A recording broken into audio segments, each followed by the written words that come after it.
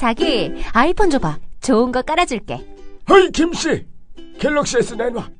이거 내내 켜놓고 다녀봐. 좋아. 국민 TV 라디오 스마트폰 앱을 깔아주세요. 혼자 듣기 아까운 방송 모두에게 골고루 듣게 해주세요. 아이폰은 앱스토어에서, 나머지 안드로이드 폰은 구글 플레이에 접속하셔서 팟빵을 입력하시고 팟빵 앱을 다운받으세요. 국민 TV 라디오가 언제 어디서나 깨끗하게 들립니다. 어때? 좋지? 이게 진국이요.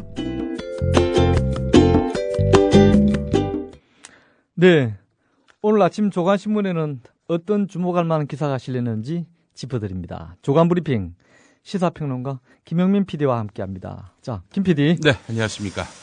오늘 첫 기사로 눈에 띄는 게 뭡니까? 황교안 법무부 장관입니다. 제가 오프닝에서 언급했던 그 내용이군요. 네, 그렇습니다. 황교안 법무부 장관 혹시 잊으셨나 싶어서 말씀드리자면 교회에 대해서 세금을 덜 받아야 한다. 그리고 기도 소리, 찬송가 소리에 대해서 항의하는 것은 예배 방해죄에 해당한다라면서 지극히 개신교 편향적인 그런 발언과 또 그동안의 그 책자 발행을 해왔던 인물로서 종교 편향 시비가 끊이지 않았던 인물입니다. 하나 더 보탤까요? 네. 군에 안 간 사유도 독특하죠. 두드러기로 안 갔죠. 네, 그렇습니다. 예. 그러면서 또 안보에 대해서는 아주 그 남다른 그런 애정이 있으셔서 미스터 국보법이라는 별명을 갖고 있는 공안검사이기도 합니다. 그래, 황 법무장관이 뭐 어쨌습니까? 예. 국정원의 대선 여론 조작 그리고 정치 개입 의혹 사건을 수사하고 있죠, 검찰이요. 예. 검찰이 원세훈 전 국정원장에 대해서 구속영장을 청구하기로 내부 방침을 정했습니다. 근데 황교안 법무부 장관 혼자서 그 공직선거법 위반 혐의를 적용하지 말라면서 일주일 동안 영장 청구를 막고 있다는 것입니다. 권한 박해 일을 하고 있는 거 아닌지 모르겠네요. 예, 물론 법무부 장관이 수사에 개입할 수는 있습니다. 과거에 이 강정구 교수 구속건과 관련해서 천정배 법무부 장관이 참여정부 때 예. 구속 수사를 하지 말아라 이렇게 공식적으로 문건을 통해서 수사 지휘를 한 바 있었죠. 예. 자, 그런데 이 원세훈 전 국정원장은 논란의 여지가 없습니다. 선거에 개입을 했습니다. 국정원장이 해서는 안 될 일을 한 건데 당연히 선거법 위반으로 볼 수밖에 없는 사안 아니겠습니까? 그렇죠. 선거 개입을 했으니. 선거와 관련된 기사에 네. 댓글을 달도록 지시했으니 말입니다. 근데 선거법 위반을 적용하지 말라 이러고 있습니다.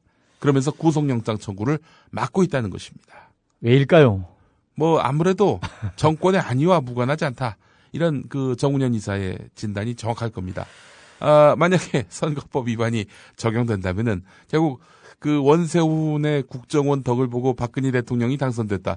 이걸 자인하는 꼴 아닙니까? 뻔할 뻔자 아닙니까? 예, 그렇습니다. 그래서 이거를 어떻게든 막아보겠다라는 정권 안보적 차원에서의 조치가 아니겠는가 이렇게 파악이 됩니다. 저는 박근혜 정부의 내각에서 황교안 법무장관이 박근혜 대통령을 보호하기 위해서 그랬다고 치더라도 예. 문제는 검찰의 행보입니다. 네. 검찰이 안 그래도 이런저런 정치적인 사건으로 국민적인 신망을 대폭 잃어왔는데요. 네. 이번에는 그냥 더도 덜도 아닌 법대로입니다. 네. 국정원법 위반, 공직선거법 위반, 네. 삼척동자도 아는 법 위반이니까 예. 그냥 법대로 하십시오. 예. 대검찰청이 기특하게도 한 발도 물러설 수 없다. 황교안 장관의 그래요? 구속 방해 이거 안 된다라면서 완강하게 맞서고 있는 것으로 전해졌다고 오늘 한겨레가 일면에서 전하고 있는데 예. 이런 검찰의 태도가 글쎄요. 꺾일지 아니면 지속될지 이것도 지켜볼 일입니다. 이번에 꺾이면 검찰은 그 자존심과 존재가 꺾이는 것이죠. 정치 검찰임이 예.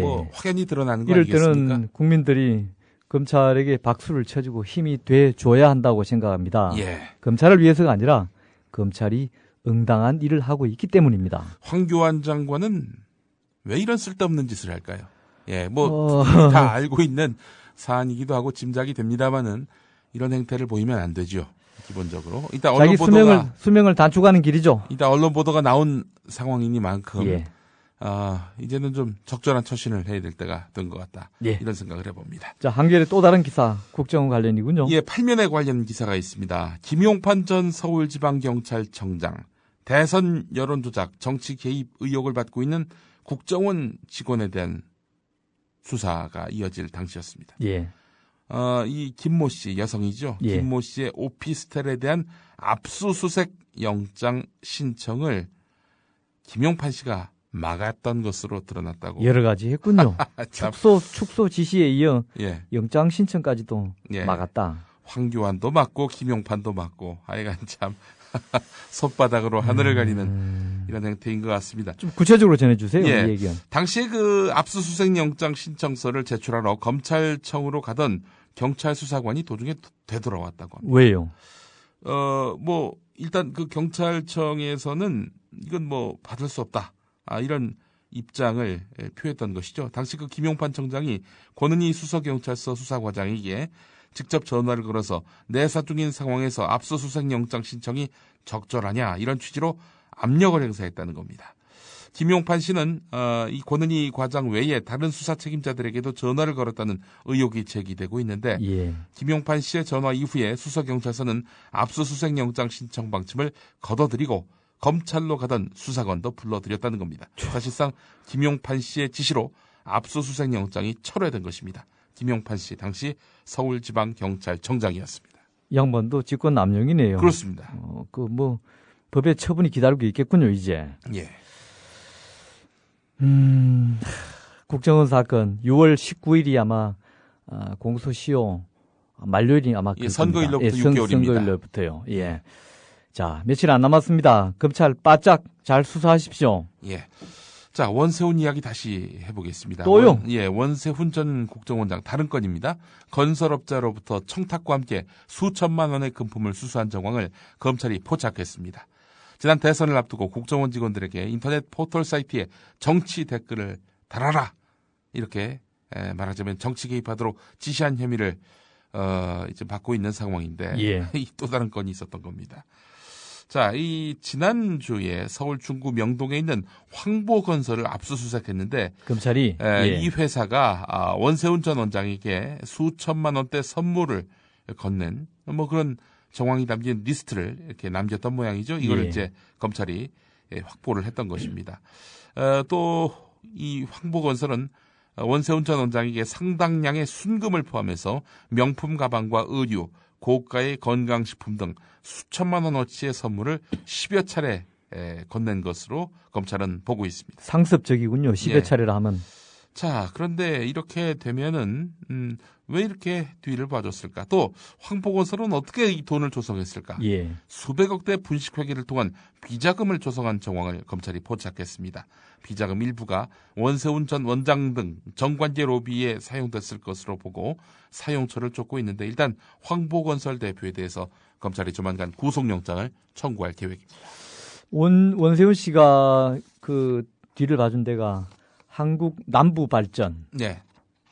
에서 발주한 3층 그린 파워 발전소 오호. 제2공구 토목공사 사업에 황보건설이 하도급체로 선정되도록 영향력을 행사한 정황을 포착했다는군요. 오지랖도 검찰이. 넓으시네. 이 양반 뭐 어디가 선거 개입도 하더니 하도급 업체 선정에까지 개입을 했다. 이 업체가 혹시 또 원전 관련 아닙니까? 한국 남부 발전 정확하게는 모르겠습니다. 참고로. 무관하지 않을 겁니다. 예. 예.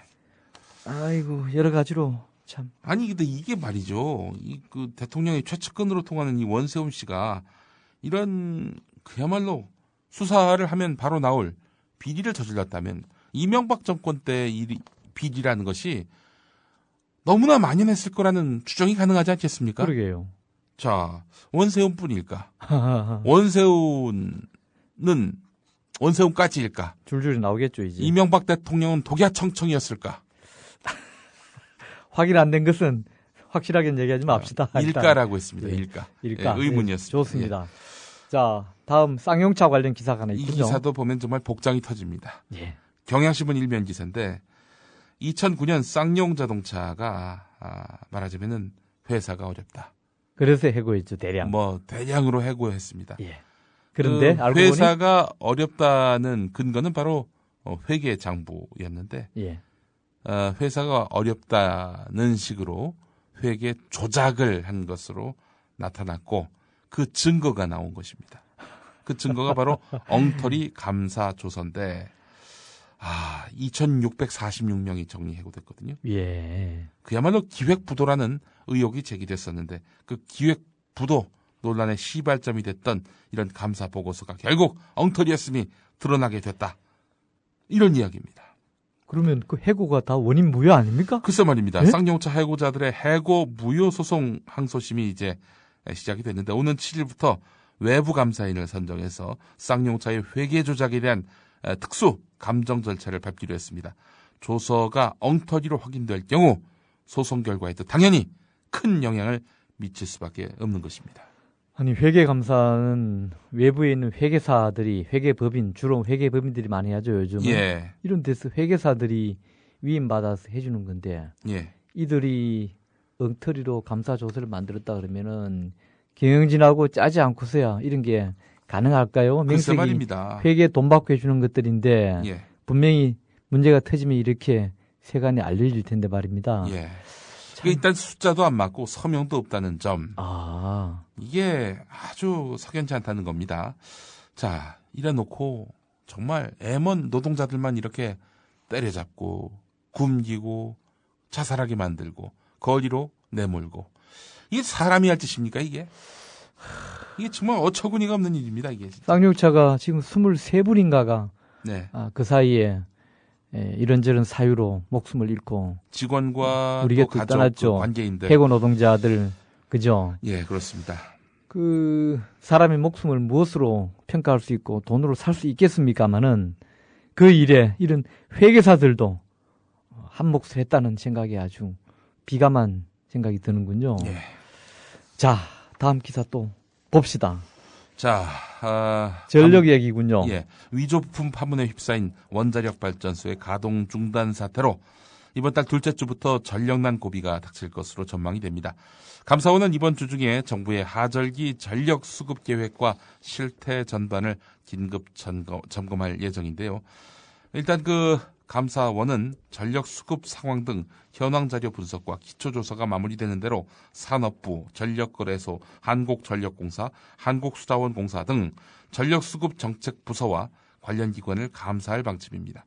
중점적으로 감사할 대상은 정부와 한전의 전력수급 대책, 위기대응체계, 수요 예측 및 전력거래의 적정성, 그리고 원전 같은 전력 공급 능력의 극대화 및 고장 예방 등등입니다. 왜 이런 그 예비 전력이 그야말로 비상 상황에까지 이르게 됐는가? 왜 크게 줄어들었는가?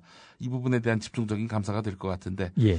자, 이거 사전에 미리 좀 이런 조짐이 뭐 엊그제 있었던 얘기도 아니고 2011년에도 한번 큰 블랙아웃 예. 있었는데 이제 와서 이렇게 감사에 착수했다. 그러니까요.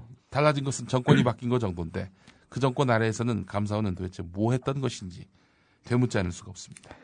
블랙아웃 얘기가 나와서 제가 한마디 언급하지 않을 수 없는데요. 청취자 여러분 가운데 블랙아웃을 아는 분들이 그리 많지는 않을 것입니다. 전기 관련 용어니까요. 블랙아웃은 이 한반도, 뭐 현재는 남한이죠.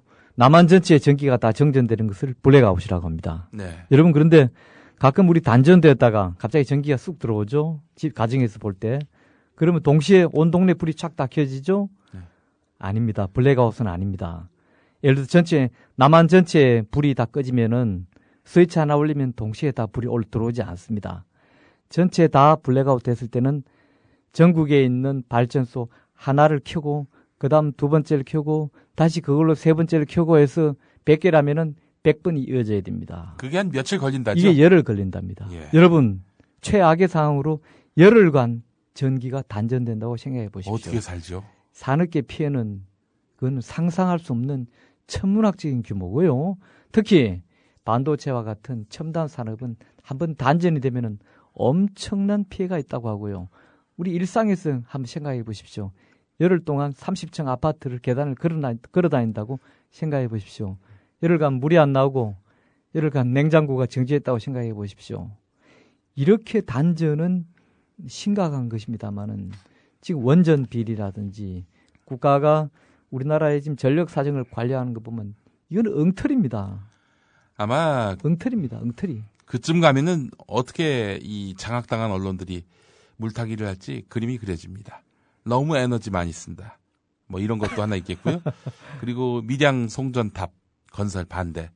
그런 떼쟁이들의 목소리를 압박, 물리력 행사. 이게 원인이었다. 이런 식으로 물타기 할 거예요. 틀림없이. 안 봐도 비디오입니다. 물론 우리 일부 산업계에서 전력을 과잉 사용하는 점이 없지 않아 있고요. 그건 인정하지만은 그 핵심은 그것이 아니라 지금의 전력 위기는 바로 원전 가동 중단입니다. 그리고 그거는 그동안의 비리가 골마 터진 것이고요. 예. 자, 요 정도로 하죠. 예. 자, 다음. 정치권에도 협동조합 바람이 분다. 그 반가운 소식이네요. 예, 그렇습니다.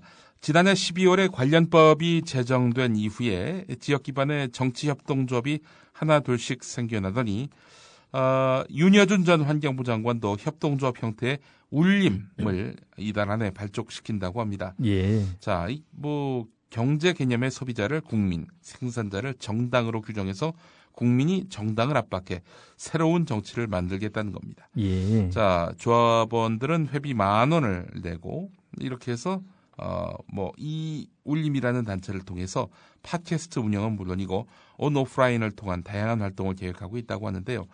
자, 하여간 과거에는 시민단체 후원을 수익원으로 하는 그런 시민단체 형태의 그런 움직임들이 이제는 협동조합 형태로 예. 이제 활성화될 조짐을 보이고 있다는 겁니다. 예. 지금 그 밖에도 손학규 상임고문 역시 또 협동조합에 대한 그 관심을 여러 가지로 나타냈고 또 실제로 입법화하는 데 있어서 큰 역할을 했었죠. 예, 손 의원이 협동조합 기본법 발의자죠. 네. 예. 또 최근에 문을 연 바보 주막이라는 주막은 협동조합의 힘으로 개점된 곳인데 문재인 의원과 이호철 전 청와대 민정수석도 조합원입니다.